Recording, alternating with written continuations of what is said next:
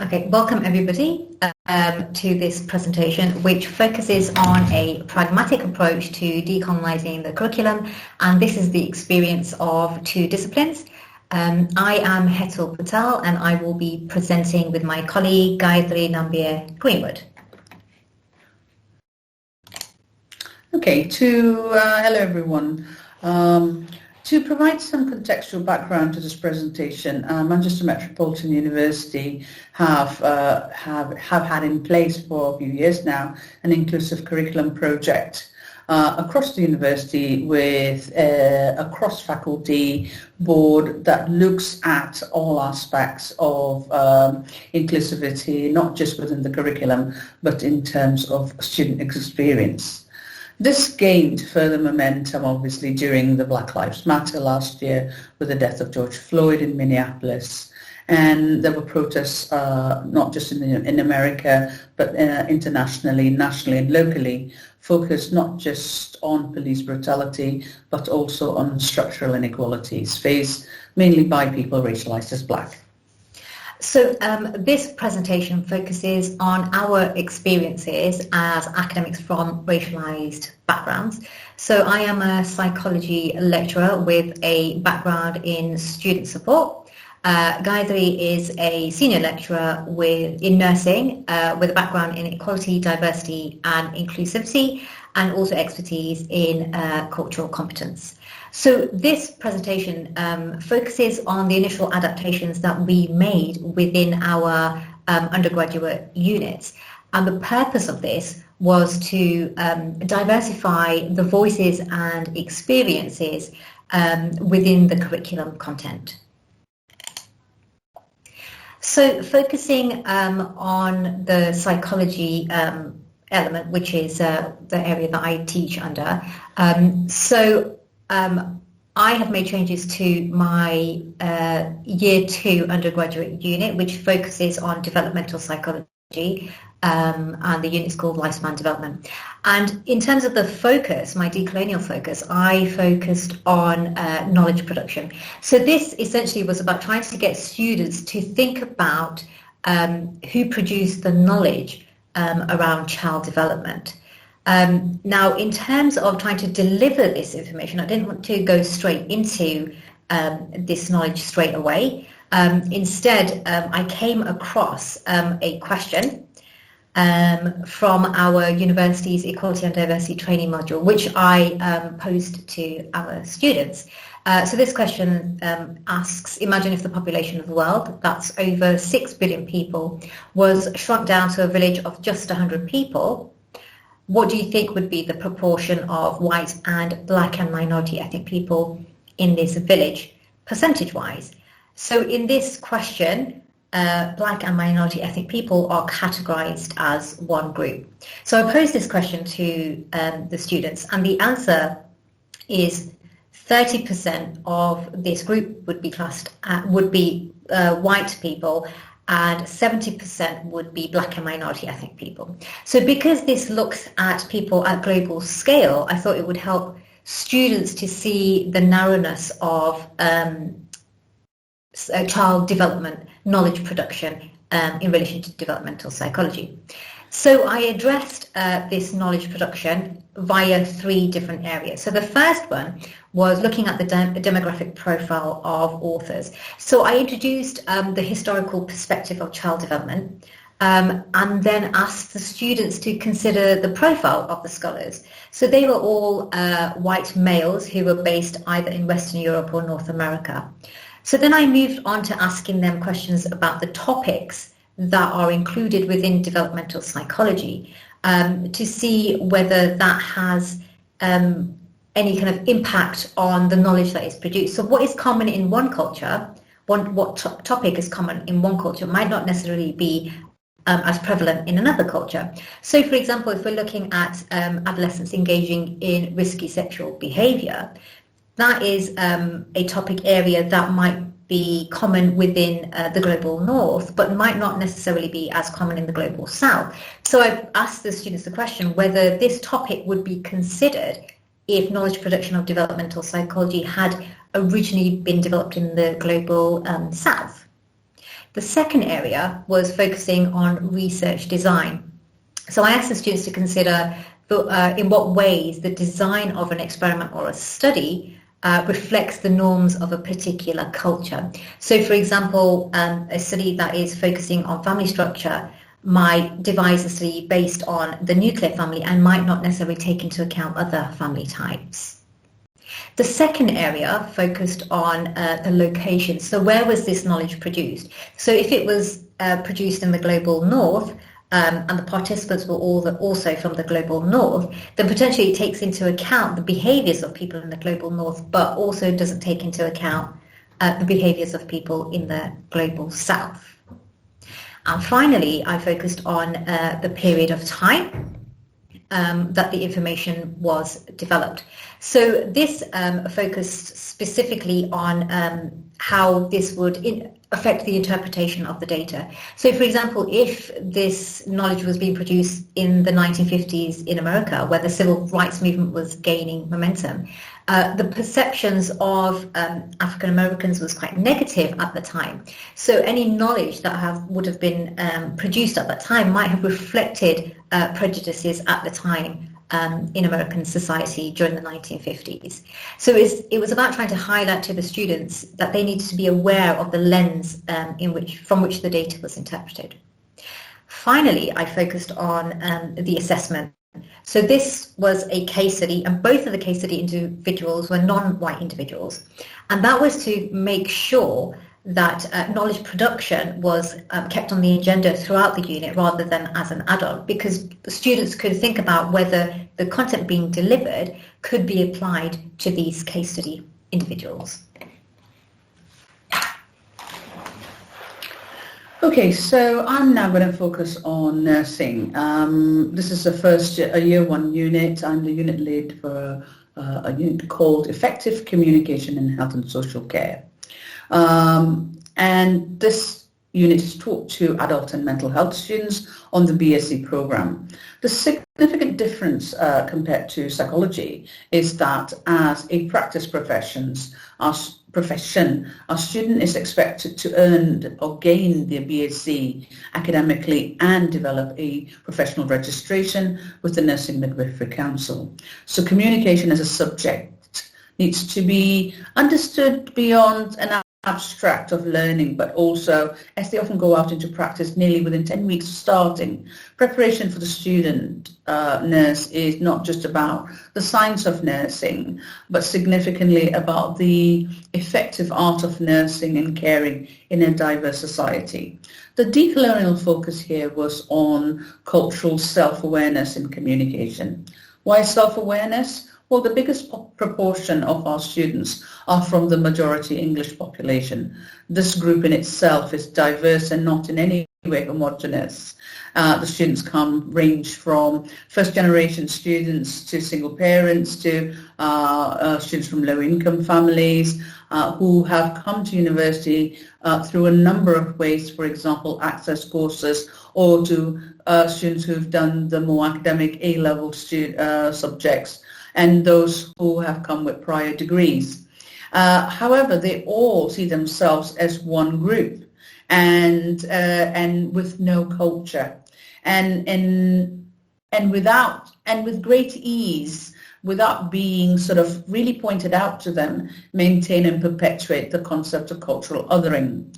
So the aim of deconstructing and decolonizing involves subjects and sessions and exercises and lectures that is inward facing of themselves and understanding themselves, and outward facing in being aware about concepts such as authority, power and epistemic injustice, so that they become aware at the simplicity at which we all have our biases and the way it affects communications.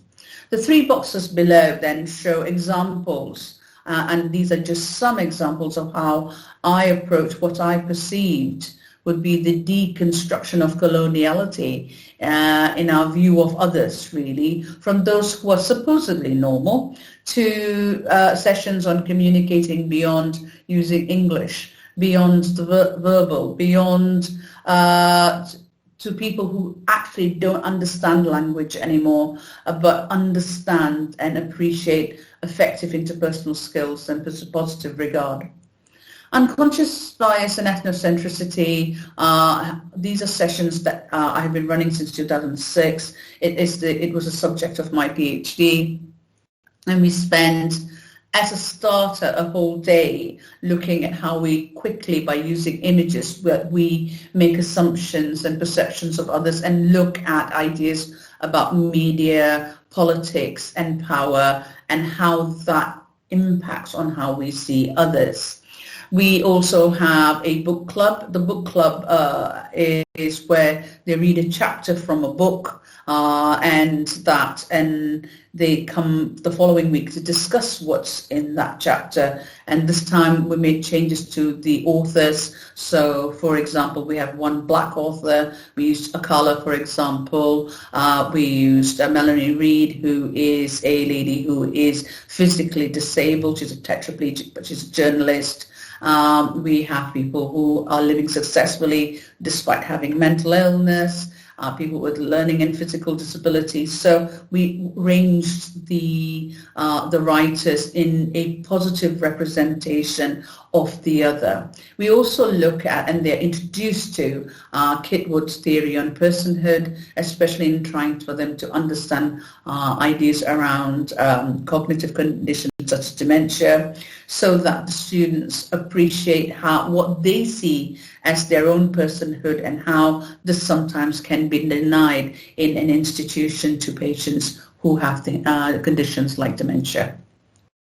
The assessment is a case study from practice, so they have to pick a patient that they've come across during the practice experience whom they could not communicate with verbally. Now, this could be due to a language problem. It could be because there is a physicality that causes that person not to be able to communicate, or a disability. So they have to take this case study and they have to look at how they explained the procedure to them and what were the positives and how they could reflect on how they could improve in the future.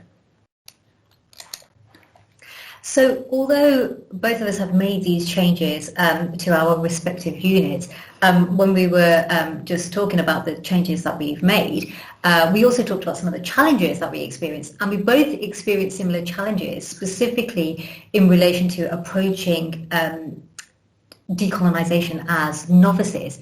So from my perspective, I know that I wanted to decolonise my teaching, but I needed to also decolonise, first of all, my own thinking, and then be able to apply this to my teaching. So the first place that I thought I would start was to try to diversify my reading list. So I was trying to search for BAME scholars and also scholars from the Global South who had authored developmental psychology textbooks, but I couldn't actually find any. So then this was one of the kind of major kind of challenges that I face. So how do I decolonize my own thinking when I can't find, or I struggle to find guidance from scholars within a specific area? So as an educator, I found that I was restricted, first of all, by time in terms of developing the content before the actual unit starts. I also didn't know where to start initially. And also I couldn't find the sources. I found it was quite difficult locating sources. So I found these to be major challenges in terms of starting the process of decolonising the curriculum. So my experiences were similar and different because of the subject itself. Again, we talked, it was very similar in terms of the challenges that we experienced.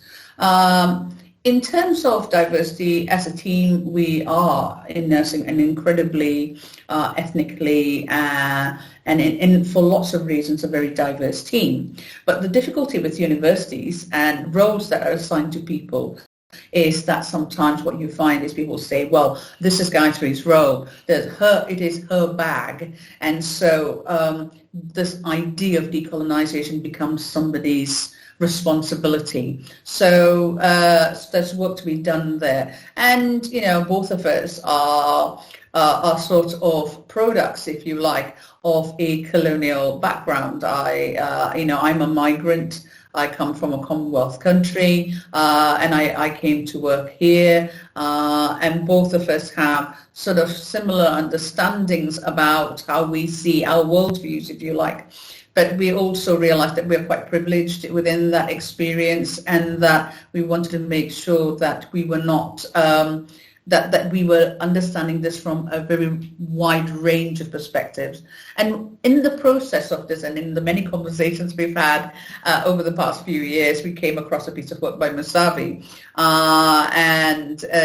he talks about the 5 common constraints of starting the process of decolonization. First, reducing decolonization tools to a simple task, changing reading lists, changing case studies. So very, very simplistic. Essentializing and appropriating global south. Literally, we ignore the significant literature that comes from the global south that has actually taken steps to decolonizing many years before we've even thought about it. And then overlooking the multifaceted nature of marginalization in academia, nativism, and tokenism. So moving on and looking at the way forward, both of us have made steps towards decolonizing our curriculums. It's not complete, it's an ongoing process. So we're now looking at ways forward in terms of how we disseminate some of this, some of our experiences. So within the Department of Psychology in which I'm based, my colleagues and I have developed a diversifying and decolonizing toolkit, which is available to staff to use. And this is about providing them with the first steps or guidance and taking the first steps in how to begin this process. So we're also, along with Gayatri's assistance, in the process of disseminating this tool faculty-wide. Now, in addition to this, I've also been collaborating with colleagues about my own kind of experiences and the practicalities of trying to decolonize my units and offer guidance on how to approach this process. I've also published a reflective piece as well, paper, in terms of my experiences on how to decolonize a unit, and I've offered guidance on how to do this as well. So for myself, I have taken on the role of the faculty lead of inclusive curriculum, which started in the middle of the pandemic. So it's work in progress, as you can imagine. And as Hetal has alluded to, we are now taking the tool and speaking to people in the various departments, and of which there is quite a few, and getting teams within these departments, subject matter departments, to adapt the toolkit to make it fit for purpose for their subject and for their students. But it is not enough to look at it from an academics perspective. We are also moving forward. We're in the middle of putting ethical approval in, and we have a member of staff from each department across our faculty looking at a student perspective of equality, diversity and inclusivity, and what they understand from decolonizing. What would it mean to them? For us to understand a bottom-up perspective of worldviews and experiences, to understand areas that need decolonial focus, not just our view, and also where curriculum imbalances need to be addressed. And I think in all of this, the one thing that we realized, that this is a long-term project. It has multi-levels. It has interest for a wide range of people. And as Miller put it eloquently, decolonization at intellectual level alone will be ineffective. Thank you. Thank you.